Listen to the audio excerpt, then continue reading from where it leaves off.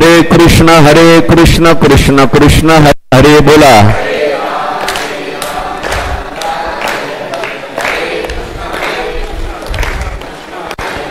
हरे राम राम राम हरे हरे.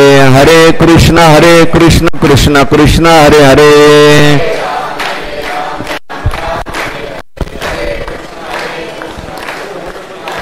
पुंडलिक वरदा हरि विठ्ठल श्री ज्ञानदेव तुकाराम माऊली ज्ञानेश्वर महाराज की जय.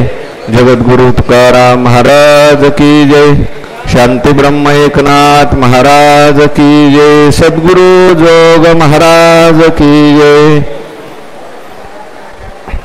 आता कदर पवित व्याधी बळी करण्याच्या आधी आप परू न शोधी सद्वैद्य जैसा. भगवंताच्या कृपेने सर्व संतांच्या आशीर्वादाने पुण्य सलीला इंद्रायणी मातेच्या पावन तीरावर संजीवन समाधीस्थ ज्ञानोबरायांच्या या पवित्र अशा अलंकापूर नगरीमध्ये स्वानंद सुखनिवासी सद्गुरू जोग महाराज वारकरी शिक्षण संस्था आणि आळंदी देवस्थान यांच्या माध्यमातून सुरू असलेली आपली ही नित्याची ज्ञानेश्वरी प्रवचन सेवा सेवेकरता उपस्थित माऊली स्वरूप असणारे सर्व भाविक भक्त श्रोते सज्जन माता भगिनी सर्वांच्या चरणी मनोभावाने वंदन करून आपण सर्वांनी मिळून ही चिंतन सेवा करायची आहे. भगवान श्रीकृष्ण परमात्मा अर्जुनाचं निमित्त करून दिव्य असा गीतेचा उपदेश करतात आणि हा गीतेचा उपदेश ज्ञानेश्वर महाराजांनी ज्ञानेश्वरीच्या माध्यमातून विस्ताराने आपल्याला सोपा करून सांगितलेला आहे. 16व्या अध्यायाचा विचार सुरू आहे आणि 16व्या अध्यायातील दैवी संपत्तीचे गुण भगवान परमात्मा सांगतात. जे दैवी संपत्तीचे गुण आपल्याला परमात्म्याची प्राप्ती करून देतात, मोक्ष प्राप्त करून देतात आणि मोक्षानंतर सुद्धा मुक्तीचा विशेष आनंद आपल्याला या दैवी संपत्तीच्या गुणामुळे भोगता येतो. म्हणून दैवी संपत्तीचे भगवंतांनी 26 गुण सांगितले.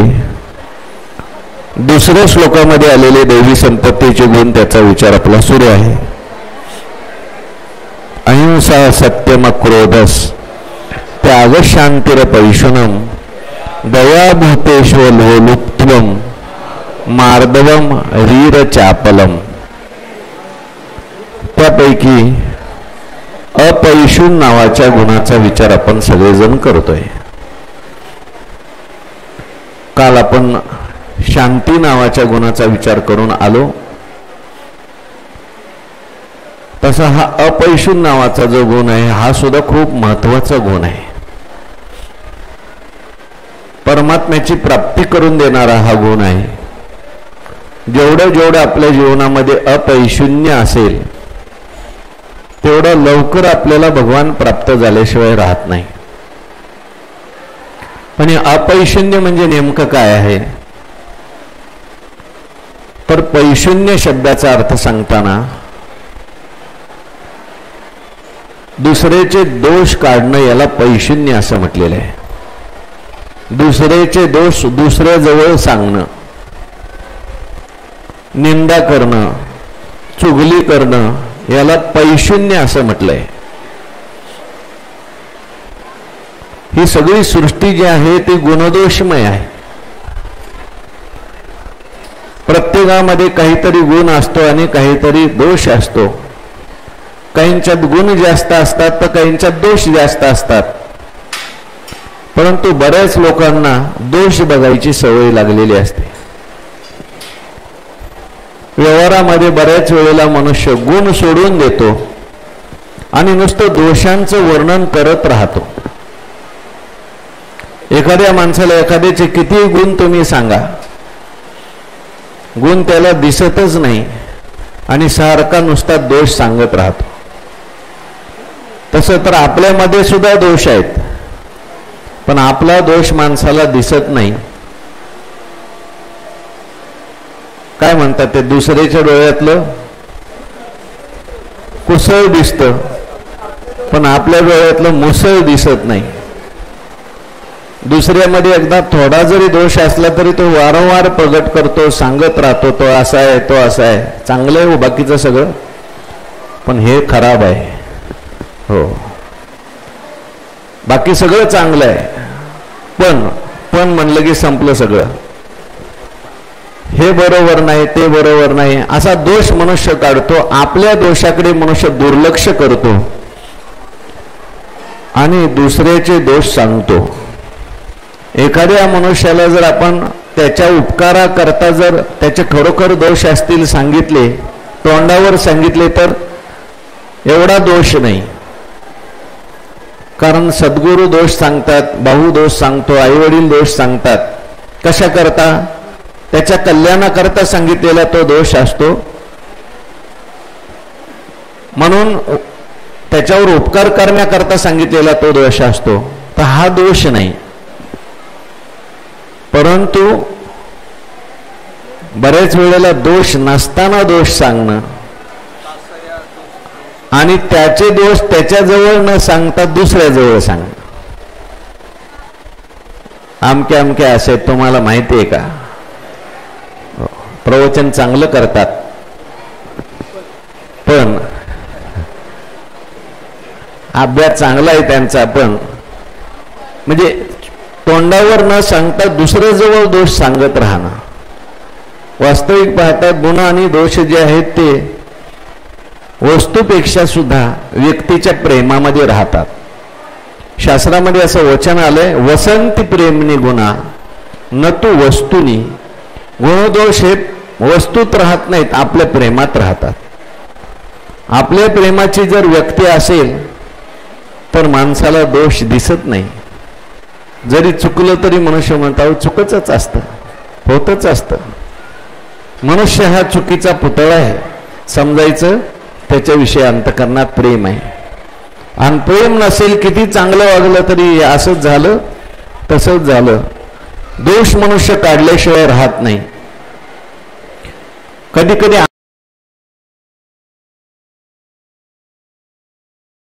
दुसऱ्यावर करत असतो. दुर्योधनाला जगात कोणीच चांगलं दिसत नव्हतं. का? कारण तो स्वतःच चांगला नव्हता. म्हणून जगामध्ये सगळीकडे पाहिलं तर तो म्हणायचा अहो सगळी माणसं विचित्र आहेत. अहो देवात सुद्धा त्याला दोष दिसला. म्हटलं हा कृष्ण सुद्धा ना कपटी आहे. एरवी दिठी दिली कवळे, ते चांदणी आते म्हणे पिवळे. तेही माझ्या स्वरूपे निर्मळे देखाल दोष. बस खाली हो मावशी.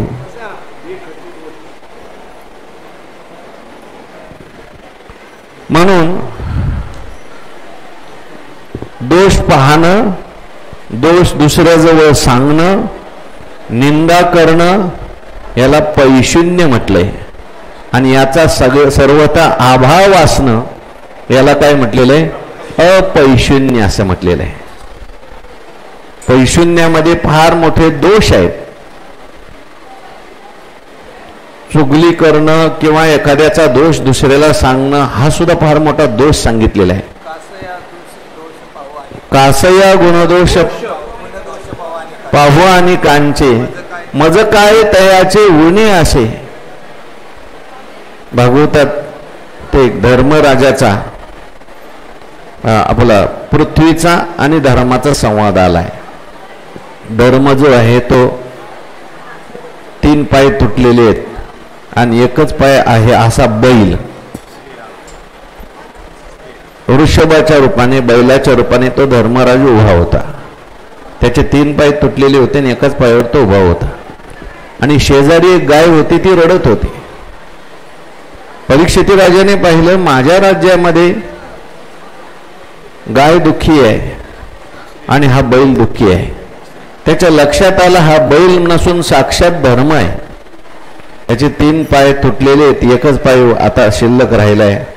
आणि एक पाय शिल्लक आहे तो सुद्धा मारण्याकरता एक क्रूर पुरुष तयार झालेला आहे. आणि ही गाय जी आहे ती गाय नसून साक्षात पृथ्वी माता आहे. हिला काहीतरी दुःख आहे. म्हणून परीक्षित राजाने विचारलं कोण तुम्हाला दुःख देतंय, का तुम्ही रडताय? तेव्हा धर्मराजाने सांगितलं, लोक म्हणतात कोणाला कर्म दुःख देतं, काल दुःख देतो, देव दुःख देतो, पण राजा दुःखाचं कारण जे आहे ते तूच त्या ठिकाणी विचार करून पहा. म्हणजे धर्मराजाने हा आम्हाला दोष देतोय, त्रास देतोय हेही नाही सांगितलं. तिथं भागवतकारांनी असं लिहिलंय की दुसऱ्याचा दोष सांगणं हा सुद्धा काय आहे, दोष आहे. म्हणजे तो दोष सांगताना कधी कधी आपलं अंतकरण सुद्धा दोषयुक्त होतं. अमुक असा आहे, अमुक तसा आहे, ह्याने हे केलं म्हणताना आपल्या अंतकरणामध्ये तो दोष येतो. तेवढ्या पुरता काय होईना आपण त्याचं चिंतन करतो आणि त्याने आपलं अंतकरण मलिन होण्याची शक्यता आहे. म्हणून आपण त्याचा दोष तेवढ्या पुरता सुद्धा सांगायची काही गरज नाही. म्हणून दोष न सांगणं, दुसऱ्याजवळ न सांगणं, निंदा न करणं. कारण येते निंदकापाशी आशेषही पापे म्हटले. क्रूर ग्रहाची जैशी मांदी मिळे एकेची राशी, येते निंदकापाशी आशेषही पापे. अशा पद्धतीने अपैशून्याचा विचार या ठिकाणी सांगितलाय. ज्ञानोबारांनी खूप विस्ताराने चिंतन केले, त्यामुळे मी अधिक विस्तार न करता आपण ज्ञानेश्वर महाराजांच्या ओव्या त्या ठिकाणी अपैशून्याच्या पाहू. आता कदर्थवित व्याधी बळीकरणाची आधी, आप परून शोधी सद्वैद्यू जैसा. ज्ञानेश्वर महाराजांचं पैशून्य, अपैशून्य केवळ दुसऱ्याची निंदा करणं एवढंच मर्यादित नाही. ज्ञानेश्वर महाराजांचं अपैशून्य निंदा तर करायचीच नाही, परंतु त्याला मदत करायची. म्हणजे दयेजवळ घेऊन जाणारं हे अपैशून्य आहे. परंतु हा कशा प्रकारे कोणाचा दोष पाहत नाही हे सांगताना ज्ञानोबा सांगतात, आता कदर्थवित व्याधी बळीकरणाची आधी. अति दुःख देणारी एखादी व्याधी असेल आणि त्या व्याधीने पिडलेला एखादा रोगी असेल, पीडित असेल, तो जर एखाद्या सद्वैद्याकडे गेला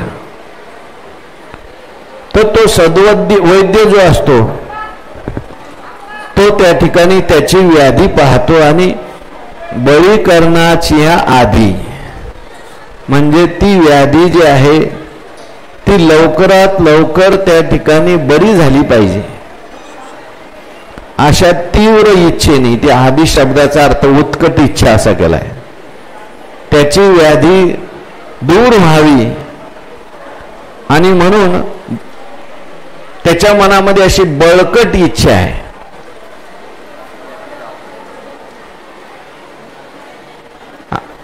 आधी शब्दाचा अर्थ जो आहे, आपण जे अगोदर म्हणतो त्याचा आधीचा आधी रस्व असतो का दीर्घ? अगोदरचा जो आधी आहे, राम नाम स्मरा आधी, त्याचा आधीचा धी रस्व का दीर्घ? दीर्घच आहे का? आधी. आणि आधी आधी व्याधी म्हणतो आपण, तर ही आधी म्हणजे त्या ठिकाणी मनातली इच्छा. बळीकरणाच्या आधी म्हणजे त्याच्या मनामध्ये बळकट अशी इच्छा आहे. कशाची? आता कदर्थवित व्याधी, त्याला त्या ठिकाणी त्रास झालेला आहे, रोग झालेला आहे, हा रोग मी लवकर दूर केला पाहिजे अशी त्याच्या अंतकरणात उत्कट इच्छा आहे. कोणाच्या? सद्वैद्याच्या. आणि म्हणून आपपर न शोधी सद्वैद्यू जैसा असा एक अर्थ. किंवा मग आधी शब्दाचा अर्थ अगोदर जर असा केला तर ही व्याधी त्याला त्रास देते आणखीन बळकट होण्याच्या अगोदर, वाढण्याच्या अगोदर. सद्वैद्य जो असतो तो मात्र आपपर न शोधी, सद्वैद्य म्हटलंय म्हणजे चांगला वैद्य. वैद्यात सुद्धा काही प्रकार आहेत, काही चांगले वैद्य आहेत आणि काही काही रोग घालवणारे वैद्य आहेत आणि काही रोग वाढवणारे वैद्य आहेत.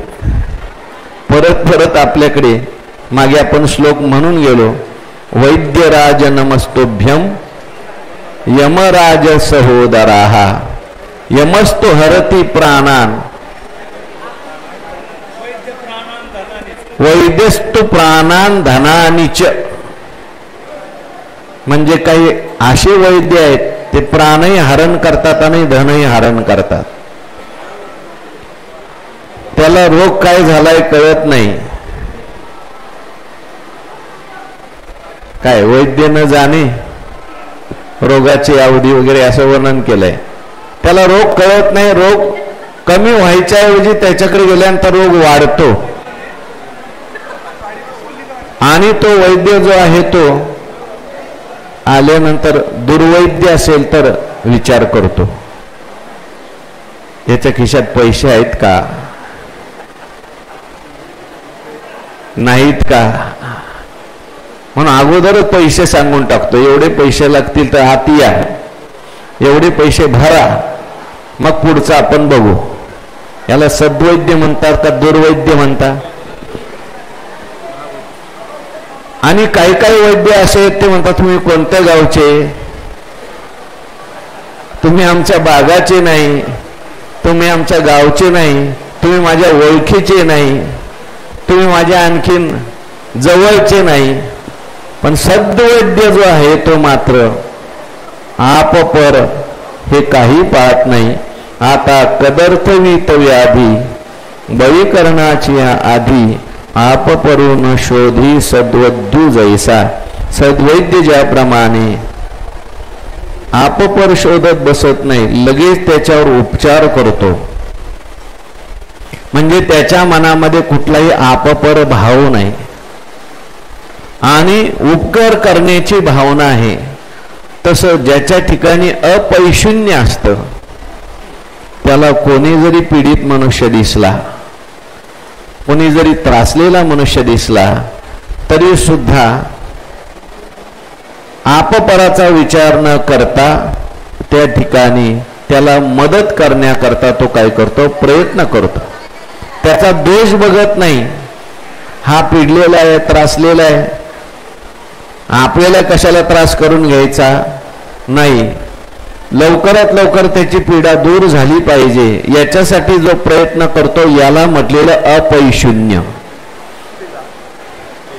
आणखीन एक दृष्टांत देतात का, चिखली रुतली गाये धड वाकड न पाहे तो तिची ह्या ग्लानी होय काला भुला.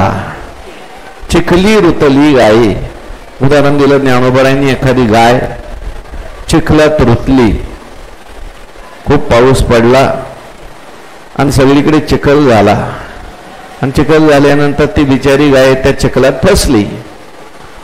मग सज्जन रस्ता ती ओरडते गाय. रस्त्याने जाणारे बरेच लोक म्हणतात आपल्याला आता वेळ झालेला आहे, आपल्याला थांबायला वेळ नाही, आणखीन पाऊस जास्त येण्याची शक्यता आहे, ते आपलं लवकर घरी जाऊन बसा.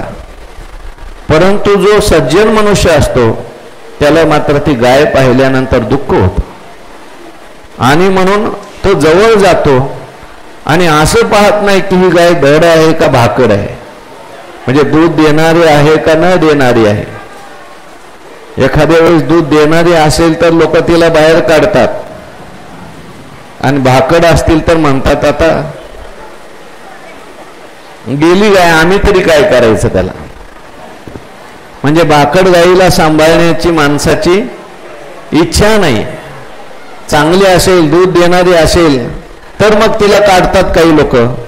पण हा जो आहे अपैशून्य ज्याच्या अंतःकरणात आहे तो चांगली गाय आहे, दूध देणारी आहे का न देणारी आहे, धड भाकड न पाहे तो तिच्या ग्लानी होय काला भुला.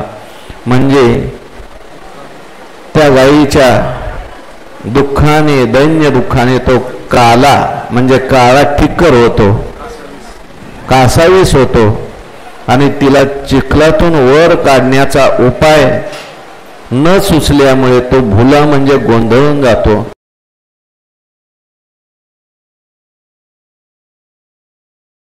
करू शकतो आपण. तिच्या हो ग्लानी होय काला भुला, म्हणजे तिची ग्लानी ह्याला व्हायला लागते. तिचं दुःख हा जाणतो जे का रंजले गांजले, त्याशी म्हणे जो आपुले तोची साधू ओळखावा, देव तेथेची जाणावा. अनेक संतांच्या चरित्रामध्ये आपल्याला या कथा पाहायला मिळतात.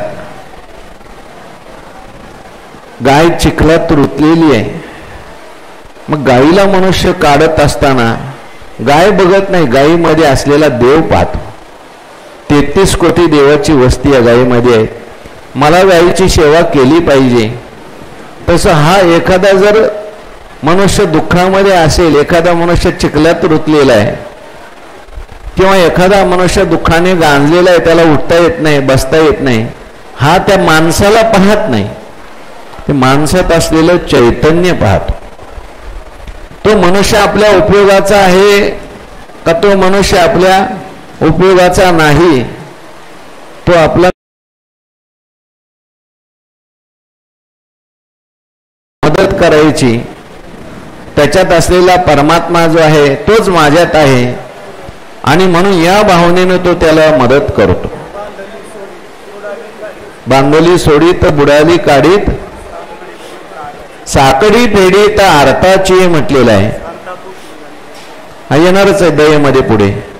म्हणून अशा पद्धतीने तो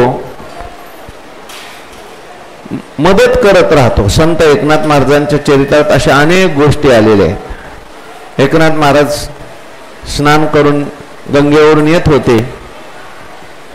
दुपारच्या वेळेला संध्या करायला गंगेवर गेलेले होते आणि येत असताना एकनाथ महाराजांनी पाहिलं एक लहान मूल त्या गोदावरीच्या वाळवंटामध्ये, वाळू एकदम तापलेली आहे आणि ते लहान मूल रडत पडलेलं आहे. छोटस मूल आहे. एकनाथ महाराजांनी ते मूल पाहिलं आणि लगेच उचलून घेतलं, त्याचं तोंड पुसलं, त्याला त्या ठिकाणी व्यवस्थित हे केलं आणि त्याला विचारलं, बाळा तुझं घर कोणतं आहे? आता त्या मुलाला काही घरही सांगता येत नव्हतं. त्यांनी फक्त बोटाने दाखवलं, तिकडे गावाच्या खाली, जिकडे तुम्ही येऊ शकत नाही अशा ठिकाणी आहे. नाथ महाराज गेले आणि तिथे त्याच्या आईला खूप आनंद झाला. त्याच्या आईच्या कडेवर ते मूल दिलं आणि परत आले आणि नाथ महाराजांनी स्नान केलं. पण हे सगळं बाकीच्यांनी पाहिलं. नाथ महाराज त्या पोराला शिवले. नाथ महाराजांनी त्या ठिकाणी पोराला शिवून त्याच्या आईला दिलं.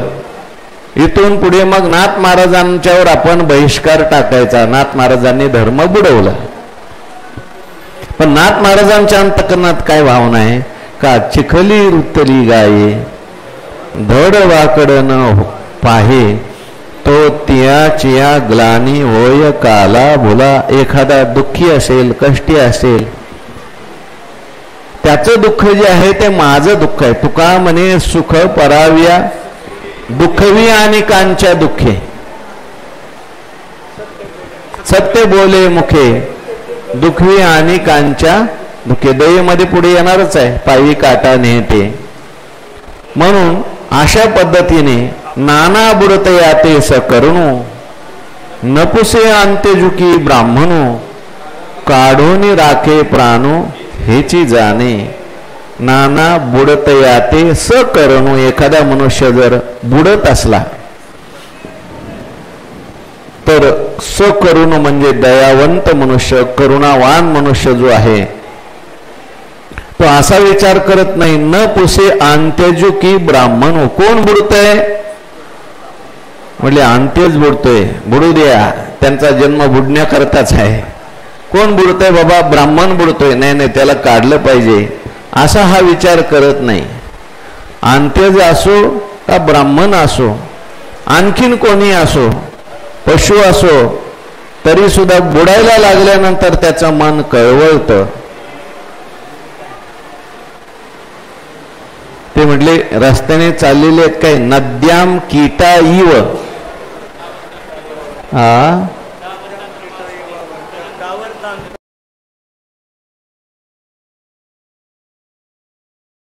रस्त्याने एखादा कीटक जरी एखाद्या भोवळ्यात सापडला तरी सुद्धा चाललेला जो संत असतो, साधू असतो, त्याच्या अंतःकरणामध्ये करुणा निर्माण होते. तो एखादं झाडाचं पान घेतो आणि त्या कीटकाला असा वर काढतो. सत्कर्म परिपाका ते करुणा निधीनो उद्धृता प्राप्य तीरतरु छाया मिश्रामिंती नाना बुडतया ते स करुणो न पुसियांते जुकी ब्राह्मणो काढून राखे प्राणो हेची जाणे. त्याला बाहेर काढून त्याचा प्राणरक्षण करणं हेच त्याला माहिती आहे. आदि ब्रह्मा करुणी मशक धरुणी स्वरूप माझे. नाही, विषय काय चाललाय असू दे, काय हरकत नाही. काढून राखे प्राणो हेची जाणे. तसं तुम्ही आम्ही संसारात बुडतोय म्हणजे याच्यातून त्याच्या अंतःकरणामध्ये कुठल्याही प्रकारची दोष दृष्टी नाही हे सांगायचंय. नाना बुडत याते सकरणो. तो बुडत असल्यानंतर तसं तुम्ही आम्ही सगळे बुडतोय. बुडत आहे जन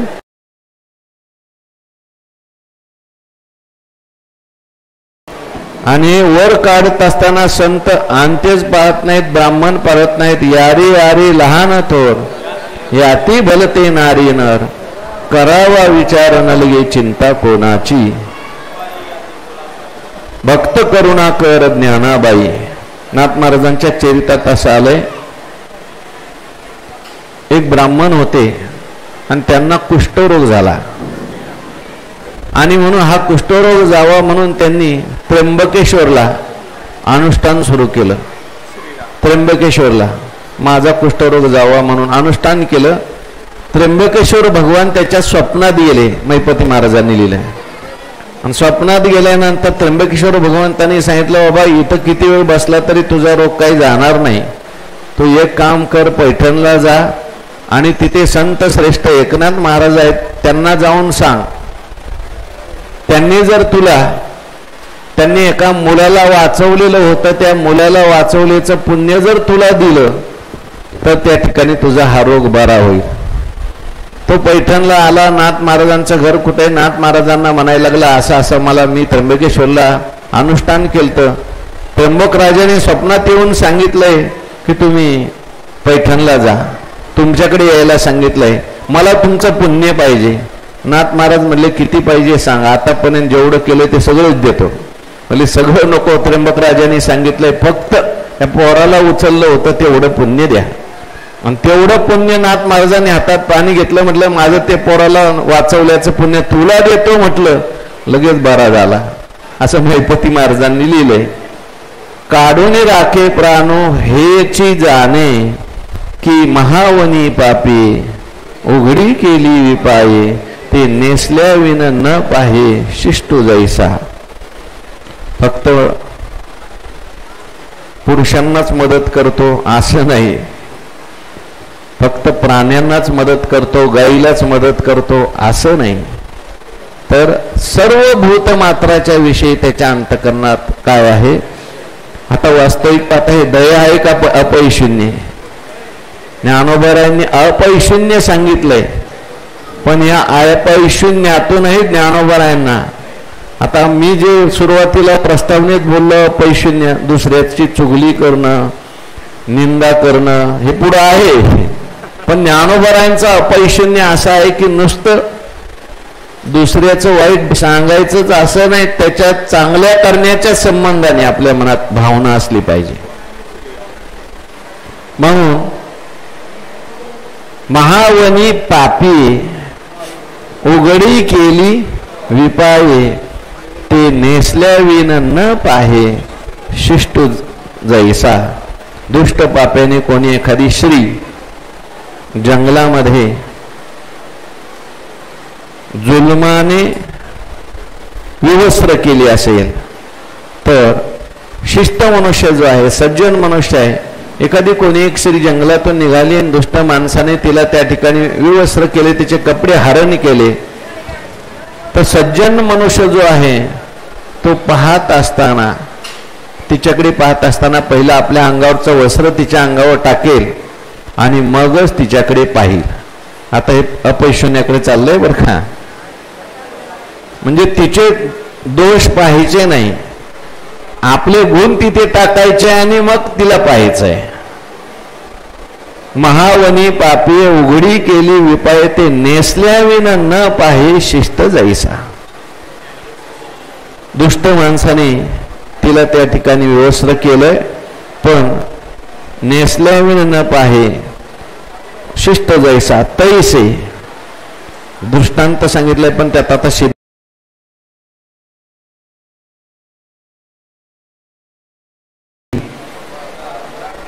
वाचा.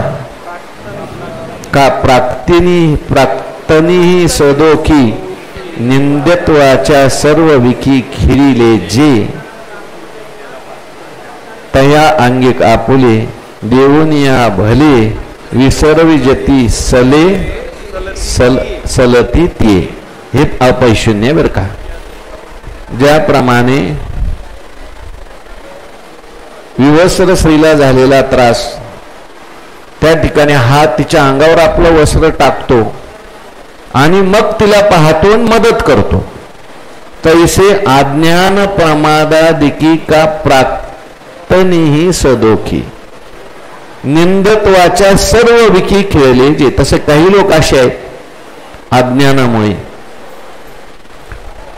प्रमादादिकामुळे, अज्ञान प्रमाद आणखीन काही दोष आहेत, काम क्रोध लोभ मद मत्सर इत्यादी दोषामुळे, किंवा का प्राक्तीनेही सदोखी.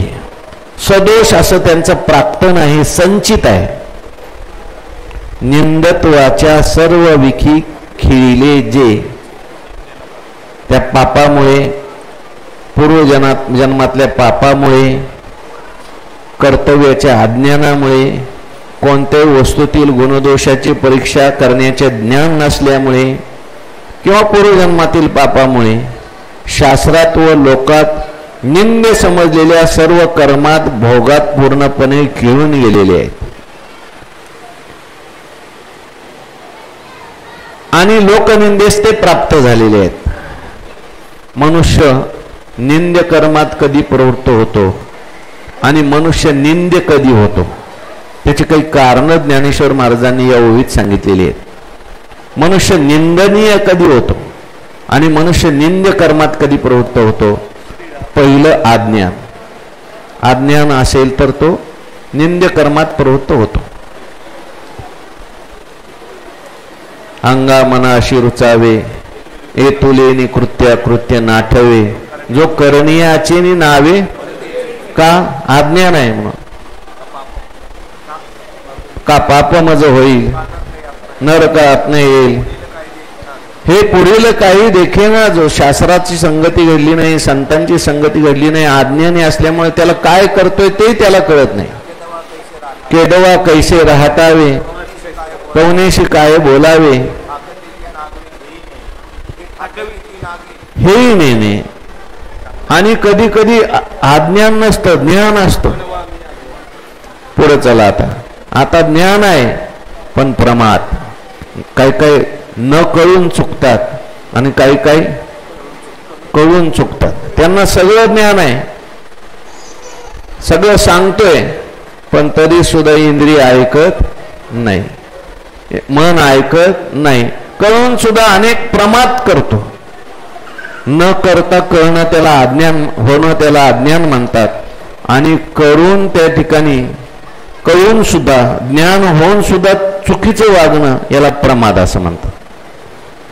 काही अज्ञानामुळे वाईट वागतायत, काही प्रमादादिकी. प्रमाद आहे, प्रमादाच्या पुढे मग आणखीन हे दोष जे आहेत काम क्रोध लोभ यांच्यामुळे जे वाईट वागतात. आणि प्राक्तनीही सदोखी. काहींचं प्रारब्धच असं जबरदस्त आहे, दोषाने युक्त आहे. म्हणजे पूर्वकर्मच असं आहे, पूर्वजन्मी पाप केले ते बहु विस्तारले. विषय सुख नाशिवंत सेविता तिमिर कोंदले. 84 लक्ष योनी फिरता दुःख भोगिले. ज्ञानदृष्टी हारपली दोन्ही नेत्र आंधळे. आणि त्या पूर्वकर्मामुळे त्याला वाईट देह प्राप्त झालाय. अशा ठिकाणी देह प्राप्त झालाय की तिथं देव माहिती नाही, धर्म माहिती नाही, काही नाही. अशी काही जंगल आहेत अजून की तिथं लोक अजून कपडेच घालत नाहीत, अजूनही पशु हिंसा करूनच जगतात. त्याचं काय समजायचं? एक प्राक्तन किंवा दुराचारी लोकांच्यातच त्याचा जन्म झाला आणि मग दुराचार करू लागला आणि मग त्या पापाचं फल मिळाल्याशिवाय राहत नाही आणि मग तो निंद्य होतो. निंदत्वाच्या सर्व विखी खेळले जे, निंद्य समजलेल्या सर्व कर्मात, भोगात आणि निंद्य प्रकारच्या रोगात म्हणा, जे आता बुडून गेलेले आहेत, जे निंद्य झालेले आहेत. पण अशा लोकांच्या संबंधाने सुद्धा हा असं म्हणत नाही तो आणि त्याचं प्रारब्ध. आपल्याला काय करायचं? आपलं ज्ञानेश्वरी प्रवचन ऐकायचं आणि आपलं आपलं पाठांतर करायचं आणि आपापलं मस्त राहायचं. हो, आपल्या खोलीतलं जरी असला तरी तो आणि त्याचं प्रारब्ध, आपला काही संबंध नाही. हो, तो आजारी पडलाय म्हणजे त्याचं प्रारब्ध काहीतरी वाईट असलं पाहिजे म्हणून आजारी पडलेला आहे. मला काय, माझा पाठ बुडतोय, मी जर आता त्याला मदत करायला गेलो, मी जर त्याला हॉस्पिटलमध्ये घेऊन गेलो तर असा तो म्हणतो का त्याला मदत करण्याचा प्रयत्न करतो? मदत करण्याचा प्रयत्न करतो. तैसे अज्ञान प्रमादादिकी का प्राक्तिनी सदोकी निंदत्वाच्या सर्व विखी खेळले जे तया अंगी कापुले देऊन या भले विसरविजती सले सलती ते. तया अंगिक आपुले देवोनिया भले, त्यांना ते दुःखी असलेले असतात, त्यांची ती शल्ये त्यांना आपल्या अंगातील चांगलेपणा देऊन तया अंगिक आपुले देवनिया भले, आपले भले अंगिक देवनिया म्हणजे आपल्यातला चांगुलपणा ते त्यांना देतात. म्हणजे त्यांना सुद्धा चांगलं करण्याकरता ते प्रयत्न करतात, त्यांना सुद्धा सुधरवण्याचा ते प्रयत्न करतात, त्यांना झालेला रोग आहे निवृत्त करण्याचा प्रयत्न करतात. त्यांना ज्ञान देऊन, अज्ञानामुळे वाईट झालेत ना, आता ज्ञान द्या. ते चुका करतायत म्हणून वाईट झालेत ना, आता चुका होणार नाही याच्याकरता प्रयत्न करा. त्या ठिकाणी पूर्व प्राक्तनामुळे त्यांच्या जीवनात हे सगळं आलं ना, जेणेकरून त्यांचं पूर्व प्राक्तन कमी होईल याच्याकरता प्रयत्न करा. म्हणून तया अंगिक आपुले देवोनिया भले, त्यांना सुद्धा आपलं त्या ठिकाणी चांगले गुण त्यांना देऊन त्यांच्यातले जे खळांची व्यंकटी सांडो तया सत्कन मर्य वाढो भूता परस्परे जडो विसरवी जती सले सलती ते. त्यांना हा जो दुःख सलतय, रोगाने ते सलतात, पापाने ते सलतात, त्यांना ते कसं विसरवायला लावेल, कसं विसरता येईल याच्यासाठी जे काय करतात, प्रयत्न करतात, सहाय्य करतात. आगा पुढीलाचा दोखू करून आपुली दिठी चोखू मग घापे अवलोकू तयावरी. त्या ठिकाणी ते दोषी आहेत, ते दुःखी आहेत, तर असं म्हणत नाहीत की मग असो त्यांचं प्रारब्धन ते, आता आम्ही कशाला आमचा वेळ घालवायचा. त्याला मदत करण्याकरता ते प्रयत्न करतात.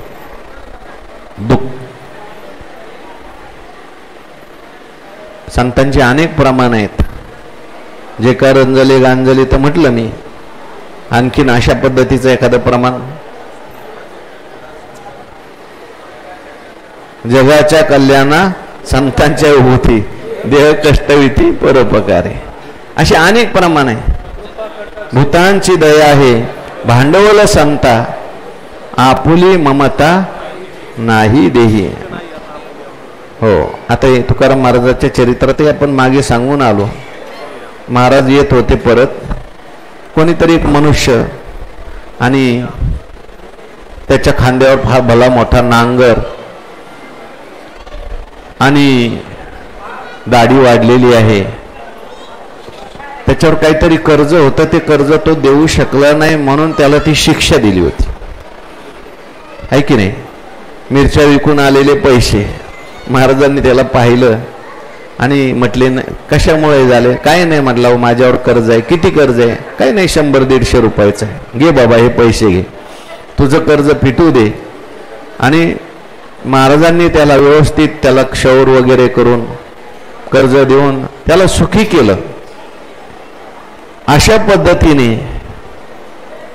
त्या ठिकाणी त्यांच्या जीवनामध्ये जर काही दुःख असेल, दोष असतील, तर त्याचं दुःख दूर तया आंगिक आपुले देऊन या भले विसरविजती सले सलती तिये. एकनाथ महाराजांच्या सुद्धा चरित्रात मी आज वाचलं, ते म्हटले एक कृष्णदास नावाचे ग्रस्त होते. त्यांनी देवीची उपासना केली आणि देवीची कृपा त्यांना झाली. त्यांनी रामायणातल्या युद्धकांडावर लिहायला सुरुवात केली. देवीने सांगितलं तू लिहिलंस खरं, पण तुझं पूर्ण व्हायच्या आधीच 2 दिवसांनी तू मरणार आहे म्हटले. वाईट वाटलं, म्हटले आता एवढं मी लिहायला घेतलं, कमीत कमी पूर्ण झाल्यावर तरी मेलो असतं तरी बरं झालं असतं. एकनाथ महाराजांच्याकडे गेले, म्हटले अहो असं असं झालं, देवीने असं असं सांगितलंय. एकनाथ महाराज म्हणले काय हरकत नाही. म्हटले किती दिवस लागणार आहे तुला लिहायला अजून. ते म्हणले काही 7-8 दिवस तरी लागतील. महाराज म्हणले 11 दिवसाची मुदत आपण वाढवून घेऊ, तुला 11 दिवस काही होत नाही म्हणले जा. आणि नाथ महाराजांनी त्याच्यावर कृपा केली. 11 दिवस त्याचा मृत्यू काय झाला, पुढे त्या ठिकाणी ढकलला. म्हणून आगा पुढीलांचा दोषो करून आपुली दिठी चोखो मग घापे अवलोकू तयावरी. त्या ठिकाणी अपैशून्य कसं असतं, दोष प्रत्येकामध्ये असतोच. सामान्य मनुष्य जो असतो तो दोष बघत असतो, त्याला गुण दिसत नाही, त्याला फक्त दोषच दिसतात. परंतु जे महात्मे असतात ते मात्र दोष बघत नाहीत. तैसा आगा पुढीलांचा दोखो करून आपुलिया दिठी चोख. त्याच्यात जरी दोष असला कदाचित, पण यांची दृष्टी चोख असते. आम्ही न देखो अवगुणा पापी पवित्र शहाणा. आपली दृष्टी जी आहे ती चर्मचक्षुची दृष्टी असल्यामुळे आपल्याला लगेच दोष दिसतात. त्यात बहुतेक वेळा दोषाची दृष्टी असल्यामुळे आपल्याला दोषच दिसतात. पण संतांची जी दृष्टी आहे ती चोख झालेली आहे, परमात्म्याची दृष्टी आहे. त्यांना जगामध्ये माणसं दिसतात का देव दिसतो. हो, भूती देव म्हणून भेटतो या जना नाही हे भावना नर नारी. जनी वनी अवघा देव वासनेचा पुसावा ठाव मग ओळगा तो वासुदेव ऐसा मनी वसुद्या भावगा. एखाद्यात दोष असणारच आहे, प्रत्येकात दोष असतो, पण तो दोष त्याच्या ठिकाणी नाहीच. ठीक आहे, दोष जरी असला तरी हा प्रकृतीचा आहे, दोष जरी असला तरी हा शरीराचा आहे, याच्या ठिकाणी नाही. करुणी आपुल्या दृष्टी चोख. मागे मी दृष्टांत सांगितलं असेल, रामायणामध्ये रावणाला मारल्यानंतर हनुमंतराय सीतामातेला आणायला गेले आणि हनुमंतरायांनी पाहिलं त्या सगळ्या राक्षसी. आणि हनुमंतरायाला माहिती होतं कोणी कोणी काय काय त्रास दिला सीतामाईला. सांगितलं आईसाहेब यांनी तुम्हाला खूप त्रास दिलेला आहे आणि आता संधी सापडलेली आहे, मला थोडासा वेळ आहे, यांना काय काय दक्षिणा देऊ सांगा. हिचे केस उपटून टाकू का, हिचे दात पाडू का, हिला आणखीन उलटी टांगू का झाडाला. सीतामाईंनी सांगितलं नको, कोणालाच काही बोलायची गरज नाही. का बरं, तुम्हाला एवढा यांनी त्रास दिलाय, झोपू दिलं नाही तुम्हाला. म्हणले काय बघ, रावण हा यांचा राजा होता, तो यांना जसं सांगत होता तसे हे लोक करत होते. आता जर बिभीषण राजा झाला किंवा रामराजे झाले तर हे चांगलंही सुद्धा वागतील, आपलं सुद्धा ऐकतील. माणूस वाईट नसतो, माणसात असलेला दुर्गुण वाईट असतो. तो दुर्गुण गेला की माणसं चांगलीच आहेत सगळी. म्हणून त्याच्यामध्ये असलेला दोष जो आहे तो वाईट आहे. संत त्याच्यावर जे प्रेम करतात त्याच्या शरीराकडे बघून करतात, गुणाकडे बघून करतात का देव बघून करतात? त्याच्यामध्ये असलेला परमात्मा त्याकडे त्यांची दृष्टी असते. म्हणून करोनी आपुलिया दृष्टी चोखू मग घापे अवलोक तयावरी, आणि मग त्याच्यावर त्या ठिकाणी अवलोकन करतात, म्हणजे त्याच्याकडे पाहतात. या उपाधी माझी गुप्त चैतन्य असे सर्वगत. हो, वाईट जरी मुलगा असला हो तरी सुद्धा आपले गुरुवारी वैकुंठवासी मारुती महाराज गुरु असं म्हणतात, ते काय करायचे, धर्मशाळेत जायचे आणि उंबऱ्यावर पाणी टाकायचे. त्यांना माहिती होतं हे सगळे करामती आहेत, पण तरी सुद्धा पाणी टाकायचे का? ते म्हणायचे याच्यातला एखादा कोण पुढं साधू होईल काही सांगता येत नाही. आणि नंतर मग 8 वाजता परत फेरी असायची बरं का, आणि जर उठलेले नसले तर मग लाथाच आणायचे. म्हटले पहिलं पाणी का टाकलं? म्हटले साधू होणार आहेत म्हणून. आता लाथा का आणल्या? व्हावं म्हणून, लवकर व्हावं म्हणून. आजही तुम्ही बघा आपल्या गुरुवारी मारुती बाबा आहेत, त्यांना कोणाचा दोष दिसत नाही. कसाही विद्यार्थी असला सगळ्यांचं वर्णन करणार. आपण म्हटलं ना बाबा तुम्ही ह्यांचं वर्णन कशाला केलं? बाबा म्हणतात तेवढा दोष सोडून द्या, बाकी चांगलं तो संप्रदायाचं काम करतो. आज काय का होईना त्यांनी आज तरुण माणसं कशाला येतील कीर्तनाला म्हणे. तरुण माणसं कधी कीर्तनाला येतील का? ही टार्गेट पोरं कीर्तन, त्यांनी काय का होईना तेवढी पोरं कीर्तनाला आणली. कोणाचंही सांगा तुम्ही. आम्ही कधी कधी कळवतो बाबा, म्हणजे आपलं प्रेमाने, तुम्ही त्याचं कशाला नाव घेतलं, तुम्ही त्याला कशाला मोठं करता, पण बाबांचं काय असतं असू द्या. कोणाचंही नाव घेतलं जाऊ द्या, तेवढी गोष्ट सोडून द्या. पण आज एवढा समाज अमक्या अमक्याने, सुशिक्षित समाज अमक्या अमक्या महाराजामुळे आपल्या संप्रदायात आला. एक महाराज मी म्हटलं बाबा ते महाराज टोपी घालत नाही, ते तेवढं सोडा, पण ज्ञानेश्वरीचा प्रचार करतोय हे घ्या.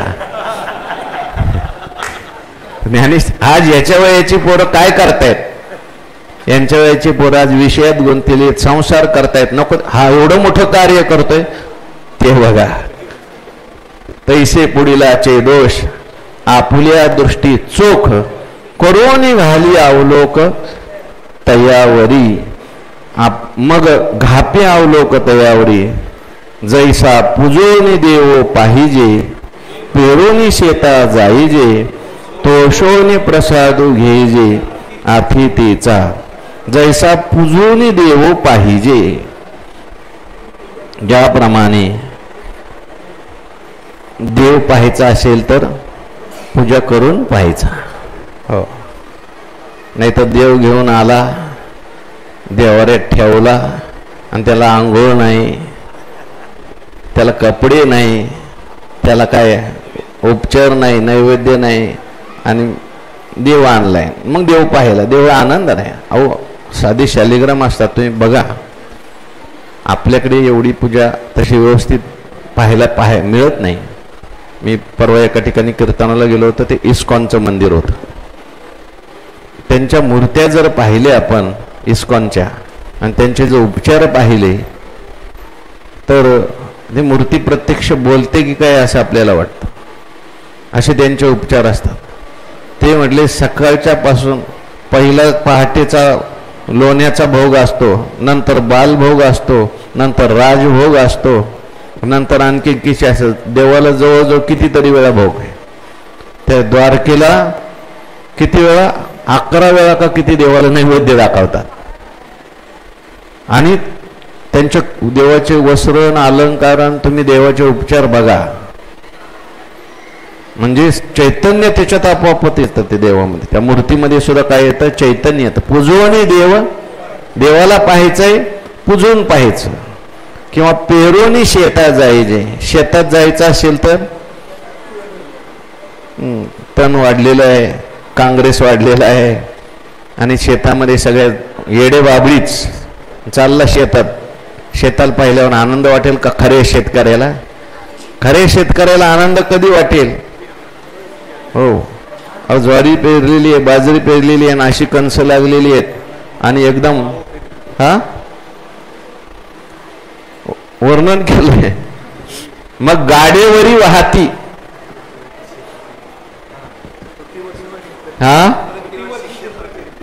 मग गाडेवरी वाहती अशा प्रकारे शेत एकदम पाहायचंय. आणि तोषोनी प्रसाद घ्यायचे अतिथीचा. अतिथी घरी आला आणि याने दरवाजा लावून घेतला. संपलं म्हणलं, आता मी तरी कुठून देऊ? एकच भाकरी होती माझ्या घरी. विनमुख गेली अतिथी चालला घेऊन तुमची सगळी संपत्ती सुकृताची पुण्याची. पण अतिथी आल्यानंतर जर अतिथी कोणाला म्हटलेलं आहे? जो तिथी सांगून येत नाही तो. जो सांगून येतो अगोदर मी येणार आहे वो असं असं करून ठेवत, तो अतिथी नाही. अचानक आलेला आहे आणि मग त्याला बोलवलंय, आदराने बसवलंय, त्याची पूजा केलेली आहे आणि त्याला त्याच्या इच्छेनुसार भोजन दिलेलं आहे आणि तो मग हात वर करून म्हणतो वा वा वा तुमचं कल्याण होऊ द्या. तोषोनी प्रसाद घेईजे. मग तो जो प्रसाद असतो तो प्राप्त होत असतो. हा झाला दृष्टांत. आता सिद्धांत काय बघा, अपैशून्य सांगायचंय. बरोबर आहे ना? पैसे आपुलेनी गुणे पुढीलांचे उणे फेडून या पाहणे तयाकडे सांगायचंय. आपुलेनी गुणे पुढीलांचे उणे फेडून या तयाकडे पाहणे. जसं देव जो आहे, देवाची मूर्ती जी आहे, नुसती सामान्य मूर्ती असेल तर त्याच्यात ऊन दिसतं. शालिग्राम भगवान आहे, काय त्याच्यात सौंदर्य आहे. पण काही काही ठिकाणी तुम्ही शालिग्राम भगवंताला सुद्धा पाहिलं तर एकदम प्रसन्न वाटतं. नुसती मूर्ती जर पाहिली तर एवढा आनंद नाही त्याच्यामध्ये. परंतु जेव्हा त्या पूजवाने देव पाहिजे तसा हा पाहत असताना प्रत्येकात देव आहे त्याला माहिती आहे. पण हा पाहत असताना दुर्गुणाने युक्त त्याच्यातला देव पाहत नाही. दोषयुक्त देव त्याच्याकडे पाहत नाही. त्याचे दोष बाजूला काढतो आणि त्याला त्याच्यावर गुणांचं आधान करतो. आपुलेनी गुणे पुढीलांचे उणे फेडून पाहणे. किंवा आपल्या गुणांनी, म्हणजे त्याच्याकडे सामर्थ्य आहे. तुका म्हणे आले समर्थाचे मना तरी होय राणा. मग संत काय करतात, त्याला पाहत असताना त्याच्यात हा दोष आहे, त्याला रोग झालेला आहे, समजा त्याला व्याधी झालेली आहे, तो दुःखी आहे किंवा त्याच्यात एखादा दोष आहे. पहिल्यांदा त्याच्यातला तो दोष घालवतात, त्याची व्याधी घालवतात, त्याच्यातला दुर्गुण घालवतात आणि मग त्याच्याकडे पाहतात. असा अर्थ आपल्याला करता येईल. पैसे पुढीलांचे उणे, पैसे आपुलेने गुणे पुढीलांचे उणे फेडून या पाहणे तयाकडे. जसं देवाची पूजा करायची तसं हा माझा देवच आहे. ते गाडगे महाराज होते ना, पंढरपूरला जायचे आणि असं म्हणतात ते पंढरपूरला गेले तर ते पांडुरंगाच्या दर्शनाला जात नव्हते. ते तुकडोजी महाराज म्हणायचे चला बाबा दर्शनाला. मला कोरीकर बाबांनी सांगितलेली गोष्ट आहे, आमच्या समोरची. चला बाबा दर्शनाला, जा म्हणे त्या दगडाच्या दर्शनाला, असं म्हणायचे. माझा देव हाय कोणता? तिथे महारोग्याची सेवा करत असायचे. ते महारोगाचं पट्टी बांधणं, त्यांच्या जखमा धुणं, त्याच्यातून पू निघलेला असायचा आणि त्यांना सेवा करणं. ते म्हणायचे आमचा खरा देव हाय, तुमचा देव तो आहे म्हणे, तुम्ही जा त्या देवाकडे. तसं ह्याला ते देव बघतात. याच्यामध्ये असलेले दोष त्याची सेवा करून म्हणा, त्याच्यावर कृपा करून म्हणा, त्याला ज्ञान देऊन म्हणा, ते काढून टाकतात. पूजोनी देव पाहिजे, पेरोनी शेता जायचे. आता सिद्धांत कळलाय, आता दृष्टांत लावायचा आहे ना. पूजोनी देव पाहिजे कळला का? आता पेरोनी शेता जायचे. तसं शेतकरी पेरतो आणि मग उगवलेलं पाहायला जातो. तसं हे त्याच्या अंतकरणात प्रेम पेरतात, ज्ञान पेरतात, सद्गुण पेरतात आणि मग ते सद्गुण वाढले की मग त्याला पाहतात, वा वा वा, पहिल्या वर्षात काही येत नव्हतं याला, शेंबूड काढायची अक्कल नव्हती. पण आता तुकाराम महाराज काय म्हणतात, पेरूनी शेता जाईजे, पेरलं आणि मग बघायचं, इवले शेरोपला वेले द्वारी, त्याचा वेलो गेला गगनावरी. मग पेरूनी शेता जाईजे, हे अगोदर पेरतात आणि मग पीक येतं. पीक पिकेले काय, पिकली हे वाचा राम नामे. तोषोनी प्रसाद ही जे अतिथीचा, जसा अतिथीचा प्रसाद संतुष्ट करून घ्यायचं, तसंही त्याची सेवा करून, त्याला ज्ञान देऊन, त्याचा रोग दुःख दूर करून, हा सुद्धा आपला काय आहे, अतिथी आहे असं समजून, माझं कर्तव्य आहे असं समजून त्याची सेवा करतात आणि त्याचा काय घेतात, प्रसाद घेतात, आशीर्वाद घेतात. फेडूनी तैसे आपुलेनी गुणे, पुढीलांचे उणे फेडून या पहाणे त्याकडे, आणि मग त्याला त्या ठिकाणी पाहतात. तर गावबा होता, गावबा, आणि तो कसा होता, जन्माला आला म्हटले तेव्हापासूनच मुका आणि वेडसर होता. आणि मग मोठं झालं तरी ते बोलतच नव्हतं, काही नवं वेड्यासारखं वागायचं. मग आता असे पोरं आई वडिलांना आवडतात का?